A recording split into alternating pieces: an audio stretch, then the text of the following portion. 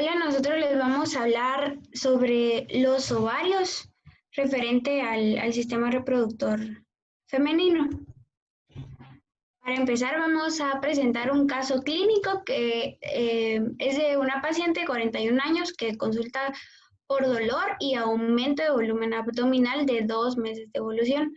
Al examen ginecológico se va a apreciar un cuello uterino de aspecto sano, pero no se logra delimitar útero ni ovario. Se palpa un gran tumor que ocupa la cavidad abdominopélvica que rechaza diafragma y bases de los pulmones. En la ecografía y el TAC abdominal se confirma la presencia de tumoración sólido-quística compleja de probable origen ovárico que mide de 35 por 26 centímetros, no presenta citis ni adenopatías. Se practica una laparotomía exploradora y se realiza una tumorectomía de gran lesión ovárica del lado derecho. En la biopsia se refiere a un tumor mucinoso que se va a caracterizar por un revestimiento de células epiteliales cilíndricas altas con mucina apical que va a carecer de cilios, con focos de microinvasión menores a 3 milímetros y no hay compromiso de la cápsula ni infiltración vascular.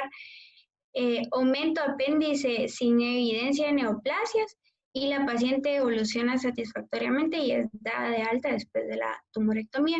Entonces la pregunta es cuál es el diagnóstico y estos son las opciones. Al final de la presentación vamos a dar la respuesta.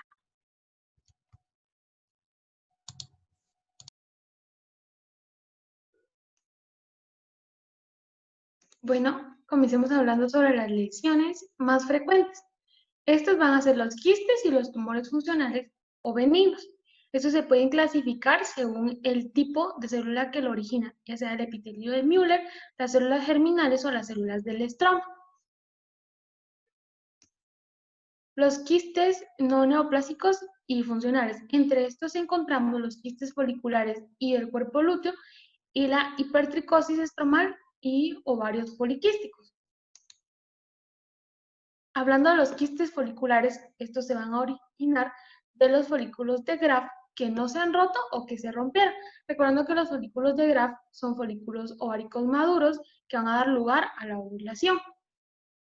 Entonces, estos van a ser frecuentemente mayores a 2 centímetros, están rellenos de líquido seroso y recubiertos de una membrana gris brillante. Y en la clínica van a presentar dolor pélvico. Estos se pueden detectar según palpación o ecografía. Los quistes del cuerpo lúteo. Estos están recubiertos por un cerco de tejido amarillo que contiene células de la granulosa, como se pueden observar en la imagen. Si estos se rompen, pueden causar una reacción peritoneal. Y si hay hemorragia antigua y fibrosis, estos pueden dificultar la distinción con quistes endometriósicos. Hablando del síndrome del ovario poliquístico, recordando que un síndrome engloba tanto signos como síntomas, este va a englobar el hiperandrogenismo, alteraciones menstruales, ovarios poliquísticos, anovulación crónica, disminución de la fertilidad. Acá es importante, una característica clave es el hiperandrogenismo, que este va a ser causado por la desregulación de las enzimas implicadas en la biosíntesis de andrógenos. Y también es importante mencionar que el 6 al 10% de las mujeres en edad fértil alrededor del mundo van a presentar esta patogenia. Morfológicamente, estos se van a presentar como múltiples folículos quísticos o quistes foliculares, pero es un hallazgo inespecífico y estos van a condicionar un aumento del tamaño de los ovarios. ¿Cuál es el riesgo? El riesgo es una hiperplasia y un carcinoma de endometrio. La hipertricosis estromal. Estos van a ser más frecuentes en mujeres posmenopáusicas y si se dan en menores de edad, estos se pueden superponer al síndrome del ovario poliquístico. Macroscópicamente, estos se van a presentar como ovarios aumentados de tamaño de hasta 7 centímetros de aumento y según al realizar un corte van a presentar una coloración blanca a marrón. Pueden ser bilaterales. Microscópicamente, se va a encontrar un estroma hipercelular y luteinización de células estromálicas. La clínica va a ser similar al síndrome del ovario poliquístico y la virilización es más llamativa. Los tumores del ovario. Según la OMS, OMS, estos se pueden clasificar según las células que lo originan, ya sea del epitelio, células germinales o del estroma de los cordones sexuales. Y también tenemos la clasificación de los tumores secundarios o metástasis en el ovario. Es importante recordar que acá, que el 80% son benignos y se van a presentar en mujeres en una edad de entre 20 a 45 años, y los tumores malignos son más frecuentes en mujeres de entre 45 y 65 años. Acá el problema es que cuando se realiza el diagnóstico, estos ya se han extendido fuera del ovario y van a colaborar a la muerte por cáncer del aparato reproductor femenino. Los tumores epiteliales. Estos se van a clasificar según la extensión de la proliferación y el tipo de diferenciación celular. Según el tipo de diferenciación celular, estos pueden ser tumores serosos, tumores mucinosos o tumores endometriales. Y según la proliferación, estos pueden ser benignos, intermedios o borderline o malignos. Por ejemplo, una mayor proliferación suele indicar un mayor potencial maligno. Las lesiones benignas se clasifican en función de los componentes del tumor. Los quísticos se van a llamar cistoadenomas, los fibroquísticos se van a llamar cistoadenofibromas y los que predominan de predominio fibroso se van a llamar adenofibromas. El componente quístico de un tumor maligno permite denominarlo cistoadenocarcinoma. Hablando de los tumores serosos, estas neoplasias quísticas son los tumores malignos más frecuentes. Los tumores benignos y borderline van a ser más frecuentes en pacientes femeninas de entre 20 y 45 años de edad. Y si tomamos en conjunto los tumores benignos, los tumores borderline y los tumores malignos, estos van a representar el 30% de los tumores ováricos. En cuanto a los factores de riesgo sobre los tumores benignos y los borderline, se conoce poca información. Y los tumores malignos están asociados con las mujeres que son nulíparas, que tienen antecedentes familiares y mutaciones heredables. Y para hablar de las mutaciones heredables, tenemos que saber o considerar que estos tumores se van a dividir en dos grupos: los carcinomas de bajo grado, bien diferenciados, y los carcinomas de alto grado o moderadamente o mal diferenciados. Hablando de las mutaciones heredables, estos pueden darse en el gen BRCA1 y BRCA2, que son genes supresores que van a regular el ciclo celular y evitan la proliferación incontrolada. Entonces, al haber mutaciones, estos van a condicionar un riesgo de desarrollar un cáncer de ovario que varía entre el 20 y el 60% a los 70 años. La mayoría de estas neoplasias serán de alto grado. Los tumores de bajo grado se pueden originar de tumores serosos intermedios y van a estar asociados a mutaciones en el gen KRAS y BRAF. Los tumores de alto grado están asociados a mutaciones en el gen TP53. En cuanto a la morfología, macroscópicamente podemos ir viendo las imágenes. Se trata de grandes masas quísticas con contenido seroso. Pueden aparecer tabiques intraquísticos.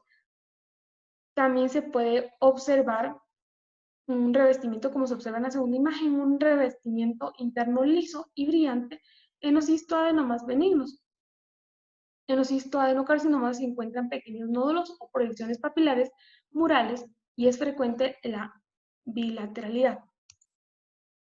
Las características microscópicas: en las lesiones benignas se reviste de una sola capa de células epiteliales cilíndricas altas, ciliadas, que en ocasiones forman papilas microscópicas. Y en los cistoadenocarcinomas claramente malignos se encuentra un epitelio estratificado con muchas áreas papilares y grandes masas epiteliales sólidas que infiltran focalmente el estroma. En cuanto a los tumores intermedios, acá se va a encontrar una atipia leve con una arquitectura micropapilar compleja, pero sin focos de infiltración.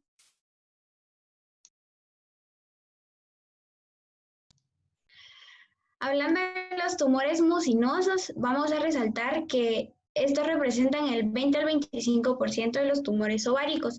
La patogenia va a consistir en la mutación del protoncogen KRAS, que es una alteración constante en este tipo de tumores, pero la mayoría de estos tumores son benignos o borderline. Macroscópicamente, estos se caracterizan porque la superficie ovárica casi nunca va a estar afectada y tienden a ser masas quísticas muy grandes, aproximadamente pueden llegar a pesar hasta 25 kilogramos y poseen múltiples cavidades llenas de líquido pegajoso y gelatinoso. Histológicamente, estos tumores mucinosos se caracterizan porque poseen revestimiento de células cilíndricas altas con mucina apical y con ausencia de cilios. Y las glándulas van a estar confluentes y esta característica se va a representar como una invasión por expansión. Hablando del cuadro clínico de los tumores mucinosos, se puede hablar del pseudomixoma peritoneal, que representa el cuadro clínico de estos tumores. Este se va a representar por ascitis mucinosa extensa, por implantes epiteliales quísticos de la superficie peritoneal. También se pueden observar adherencias y afecciones frecuentes en los ovarios.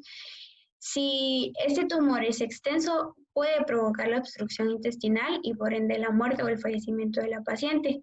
Cuando se presentan bilateralmente, se va a descartar un origen no ovárico porque comúnmente solo se presentan en uno de los ovarios. Hablando de los tumores ováricos endometriales, estos representan el 10 al 15% de los cánceres ováricos, es decir, que estos sí pueden causar una diseminación.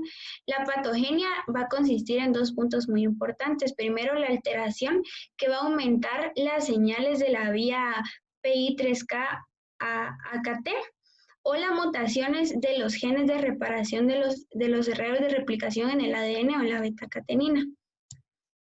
Estos tumores endometriales pueden ser benignos y se van a conocer como adenofibromas endometriales y estos se van a diferenciar de los serosos y de los mucinosos que ya se explicaron anteriormente porque se caracteriza por glándulas tubulares y del 10 al 20% de carcinomas endometriales van a coexistir con una endometriosis. Antes de hablar de la morfología, tenemos que resaltar que el 40% de estos tumores se va a presentar en ambos ovarios y esta característica va a llevar a que se puedan extender, que la neoplasia se pueda extender fuera del aparato genital. Ahora, hablando de la morfología macroscópicamente, estos pueden ser sólidos o quísticos y están llenos de un líquido color marrón o achocolatado. Y microscópicamente se van a diferenciar por la formación de las glándulas tubulares, que es lo que lo caracteriza de los tumores mucinosos y serosos. Hablando del pronóstico de las pacientes, se dice que el 75% de estas pacientes con estos tumores en estadio 1 pueden llegar a tener una supervivencia de 5 años. Hablando del carcinoma de las células claras, esto se va a caracterizar porque las células epiteliales van a ser grandes y con citoplasma transparente abundante. Lo podemos ver aquí en la imagen, que podemos ver el citoplasma que es claro y las células obviamente están agrandadas. La patogenia se explica por aberraciones genéticas más frecuentes en los genes que están acá representados y este carcinoma puede ser sólido o quístico. Cuando es sólido, las células claras se van a presentar en láminas o en los túbulos y cuando son carcinomas quísticos, las células van a revestir los espacios. Hablando del pronóstico, el 90% de las pacientes con un carcinoma que es limitado va a tener una supervivencia de 5 años. Hablando del cistoadenofibroma, este se va a caracterizar porque la proliferación es más pronunciada en el estroma fibroso del epitelio cilíndrico y estos pueden ser benignos, pequeños y con múltiples cavidades.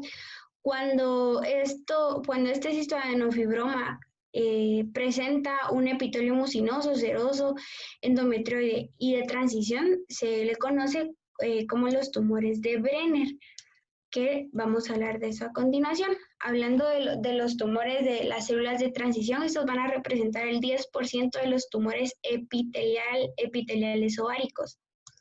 Y las células epiteliales neoplásicas se van a parecer al epitelio se van a parecer al urotelio. Y estos comúnmente son benignos. Pueden ser sólidas o quísticas y en el 90% de las pacientes se van a presentar únicamente en un ovario. Microscópicamente se van a mostrar nidos muy delimitados con glándulas mucinosas en el centro, como lo podemos ver acá en la imagen, que se ven los nidos que están inmersos en el estroma ovárico. Estos van a ser malignos cuando las células malignas se van a mezclar con células benignas y se van a representar un bajo grado en la clasificación y van a ser de tipo 1. Se va a considerar que es un carcinoma cuando más del 50% de las células son malignas y en este caso ya se va a considerar un carcinoma de alto grado tipo 2. En la evolución clínica, detección y prevención de los tumores epiteliales del ovario, las manifestaciones más comunes son el dolor en la parte baja del abdomen y un aumento del perímetro abdominal. Se puede acompañar también de síntomas digestivos, polaquiuria, disuria, presión pélvica. Cuando las lesiones son benignas, van a ser sencillas de extirpar, pero cuando las lesiones son malignas, ya va a causar debilidad, pérdida de peso y puede llegar hasta la caquexia. En la mayoría de las mujeres con carcinoma de ovario, la enfermedad se va a manifestar ya cuando el estado es muy avanzado. Cuando el carcinoma se extiende fuera de la cápsula es cuando se produce la citis masiva, que es característica de un carcinoma ovárico. El patrón de diseminación va a seguir a los ganglios regionales que pueden ser afectados y estos pueden causar metástasis hasta el hígado, pulmones y el tubo digestivo. Actualmente se ha utilizado el marcador CA125 para vigilar la progresión de la enfermedad y como tratamiento profiláctico se ha utilizado la ovariosalpingectomía, pero no se han tomado en cuenta los efectos que esta puede causar en las pacientes, no se ha estudiado completamente.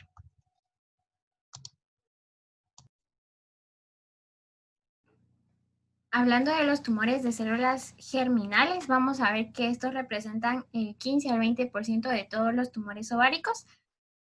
Van a ser teratomas quísticos benignos, casi la mayoría, y algunas veces las mujeres adolescentes van a presentar tumores malignos que van a ser como similares a los tumores de células germinales del testículo masculino.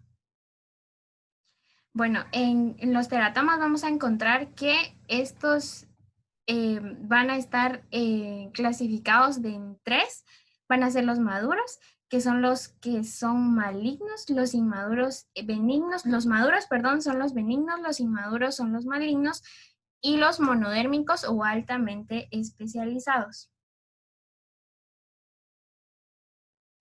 Dentro de los teratomas maduros encontramos, o benignos, encontramos que son quistes dérmicos y se les conoce así porque están rodeados de una estructura muy similar a la piel.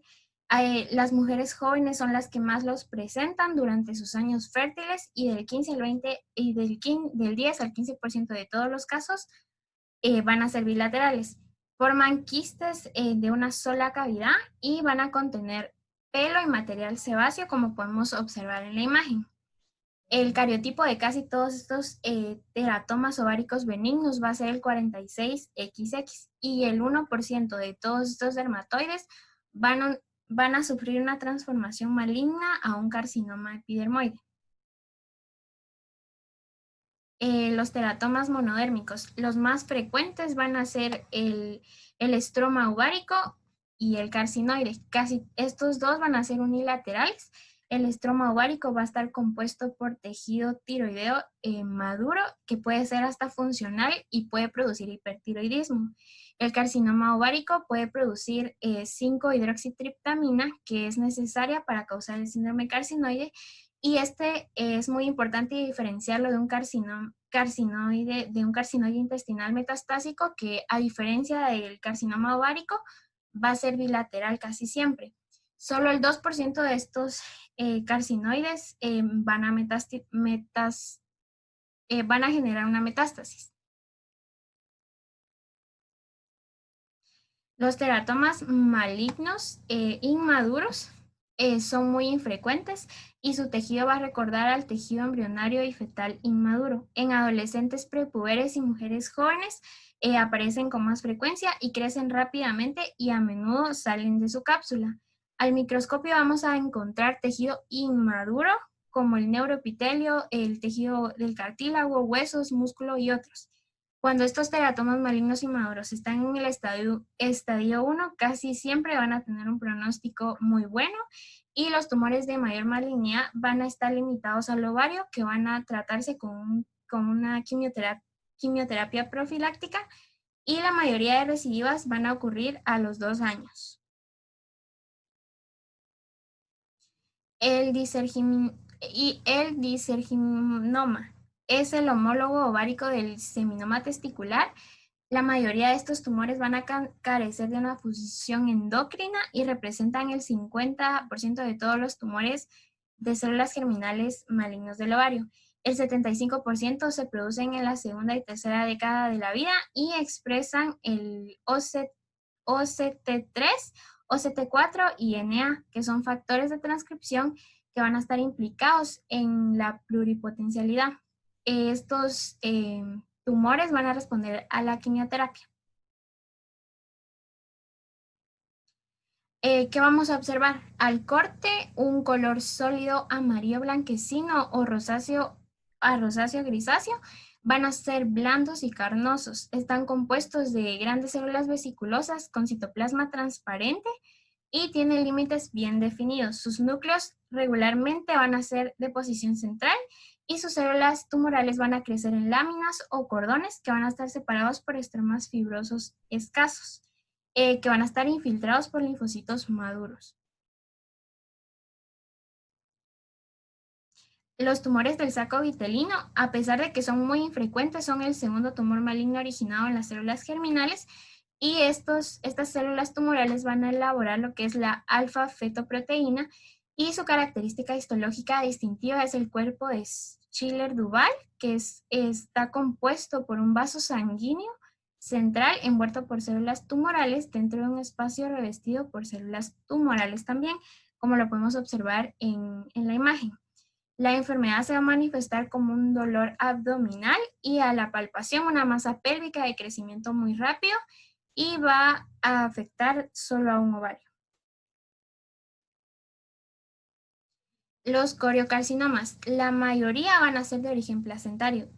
Van a ser ejemplo de una diferenciación extraembrionaria de células germinales malignas. Aparecen junto con otros tumores de células germinales y la mayoría siempre van a ser muy agresivos. Producen concentraciones muy elevadas de gonadotropina coriónica, que nos sirve para hacer un diagnóstico y detectar recidivas.